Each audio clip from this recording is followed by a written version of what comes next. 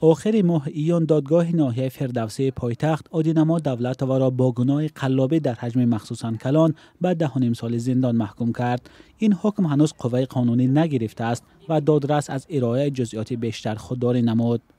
طبق این حکم دولت و موظف است که به 10 نفر نزدیک 2 میلیون سامانه جبران ضرر پرداخت نماید، اما این تنها یک بخش شکایت هاست.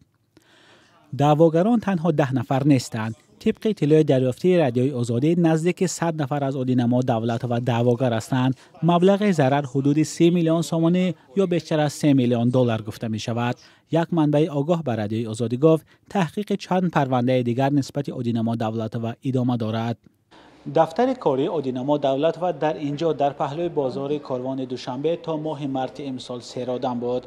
10 نفر با امید گرفتن ماشین‌های برقی به آن مراجعت می‌کردند، اما این دفتر کاری حالا از طرف مفتشان ریاست کارهای داخلی دوشنبه مهر زده شده است و به این خاطر ما نتوانستیم نزدیکان عادینما دولت را پیدا کرده درباره حکم دادگاه از آنها بپرسیم.